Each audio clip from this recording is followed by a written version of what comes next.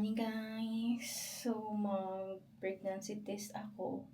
Again, last night dalawang line na siya pero yung isa hindi siya grabe ka dark and gabi namin ginagawa ni Habi. So, gusto ko lang na i-sure talaga na pregnant. So mag-test na naman ako ngayon.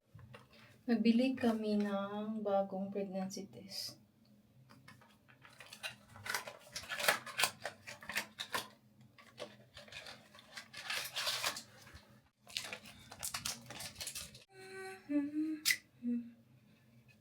Ayan. Mag-time tayo dito ng 3 minutes.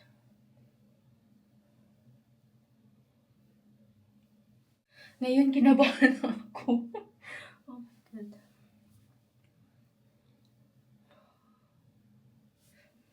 I-close.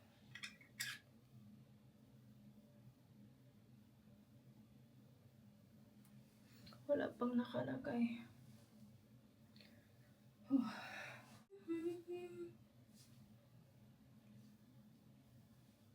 Baka mag-negative to.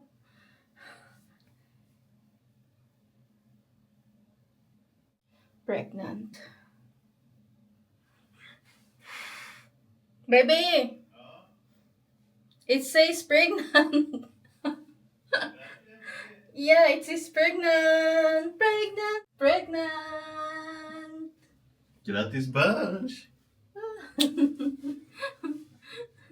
Oh my God, Bunch.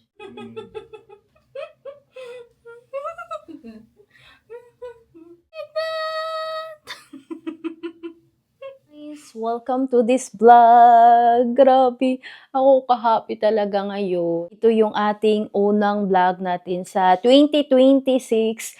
Ang special talaga nito dahil pregnant na yung ating nyo. Ito yung gusto ko talaga na i-upload sa 2026 na pinakauna. And di ko talaga akalain na mabuntis ako ngayon. Kasi ang tagal ko na talaga tong hinihiling ni God. May times talaga na wala na ako ng gana, pero sinusulat ko all the time sa journal ko. Hiningi ko siya kay God. Yung vlog na to talaga ay grabe siya ka chatty bitaw. Namiss ko kayo. Mga almost 3 months akong hindi nagbablog. Nandito kami ni Habi sa Bisteros, kung saan tayo namasyal sa last ko na vlog nung 2025. Grabe talaga kalamig sa ngayon. Mawalan ka talaga ng gana na lumalabas.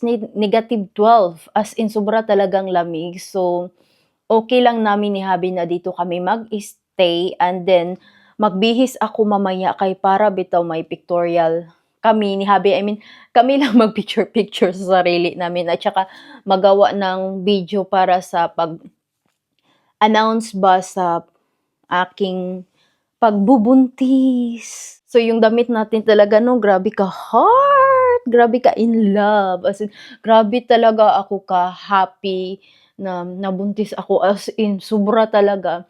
Pagod na pagod yung aking katawan nung unang month hanggang second month. So, ngayon, bumabawi naman ako yung makapaglinis na ako sa bahay.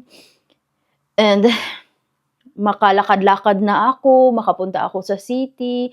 Nung una talagang month at saka second month, nasa bahay lang ako nag-bed rest. Tapos takot ako bitaw na madami akong gagawin. Hindi ko talaga alam or yung guide ba kay syempre first ko pa tong pagbubuntis. Okay na siya. Tapos ang nahirapan ako kay yung mga food ng gusto na ng baby ko kay Filipino food. So, 7 years na ako dito sa Sweden, okay lang sa akin na hindi makakain ng Filipino food. Yung baby ko gusto talaga ng mga Filipino food, yung mga kakanin, yung suman, mga bibingka, kahit ano-ano na talaga. So, naka-try talaga ako nitong week na to na magawa ng suman, tapos nagbili din ako ng mangga doon sa Asian store. Okay naman yung paggawa ko nung unang suman sa bahay and then nagustuhan din ni Habi. Kaya na-happy na talaga ako na may ginagawa ako bitaw na pagtatry sa pagluto, tapos paggawa ng mga kakanin. yun na yung mga ginagawa ko. Medyo na-stress ako sa mga food na gusto ng anak ko. As in, yung before talaga no, nung wala pa akong baby sa tiyan ko, hindi ako masyadong nagki-crave ng Filipino food. Pero kumakain ako like sinigang, paminsan-minsan lang, hindi talaga siya every week.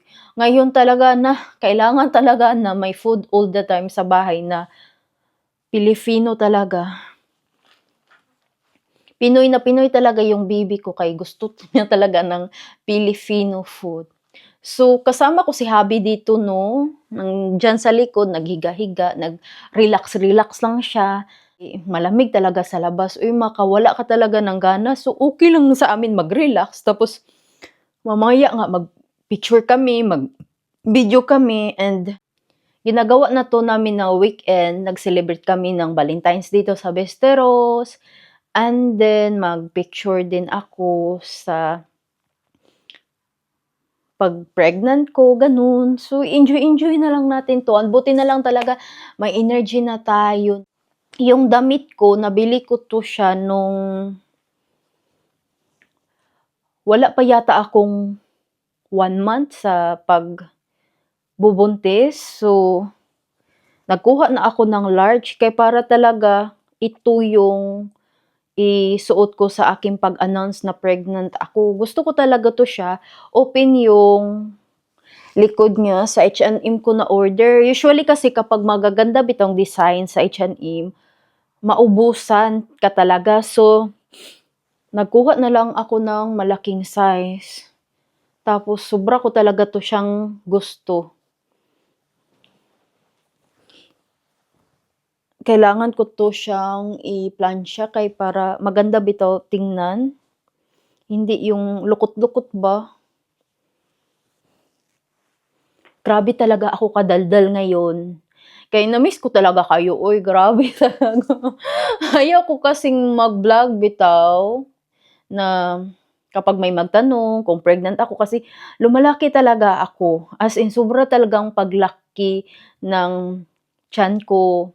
And grabe ako bloated nung pag-start talaga sa pagbubuntis ko. And then, isa din sa reason ay gusto kong maging special yung first ko na vlog sa 2026. Special sa akin na vlog dahil pregnant na ako. Nakaka-happy no. Nakaka-happy talaga as in. Sobra talagang thank you Lord as in. Sobra talagang nakaka-happy.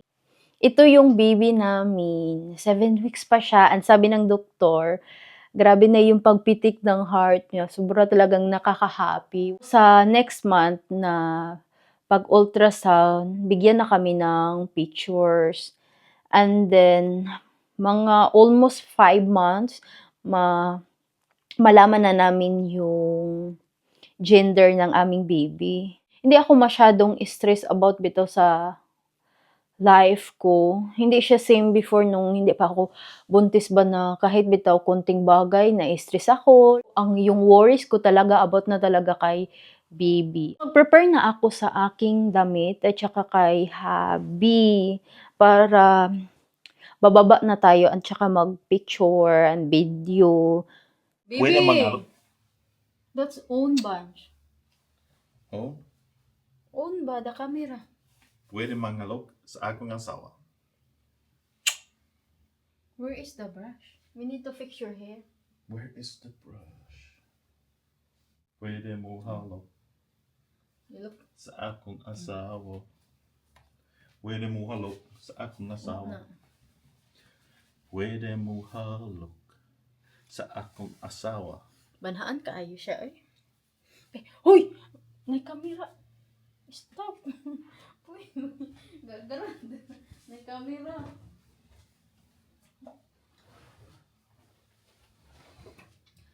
Nalimutan ko yung white na may konting heels. Buti na lang mataas yung damit natin. Yung shoes na dala ko, dalawa lang. Yung Pwede mo halok. boots. At saka yung black na Dr. Martin natin. Ito na lang yung susuotin ko eh.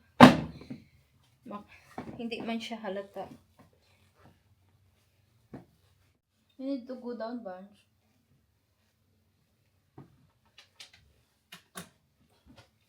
Bababa na kami ni Habi para mag-picture.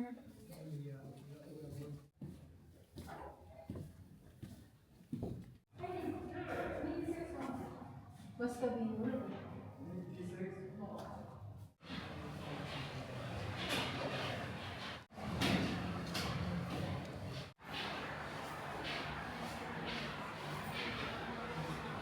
Tapos na kami ni Habi mag-video at saka mag-picture. Need na namin kakain. Grabe na kami kagutom. Oh my God, ang ganda ng light dito. Ska vi gå och bunch? Ja, vi måste hämta med kläder. Bakit naging Har hilo du yung tänkt att åka till aking mukha? Machiavellis idag? Nej. Eller skulle du byta outfit? Yeah, beta outfit.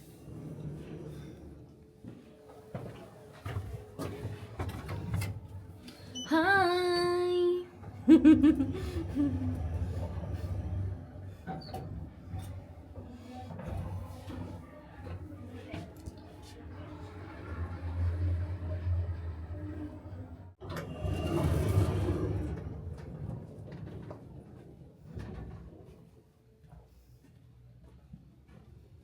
So, nandito na kami ni Habi sa hotel. Tapos na kami mag-picture and then mag-video para sa announcement na pregnant na ako. And then nakapag-lunch na din kami. Bumalik kami agad-agad dito sa hotel sa room namin kay grabe talaga kalamig. I think mga -14. Kaya nag-decide na lang kami dito ni Habi sa hotel na lang kay grabe talaga sobrang lamig. I hope na nag-enjoy kayo nito guys. Thank you for watching. I love you so much. Bye bye.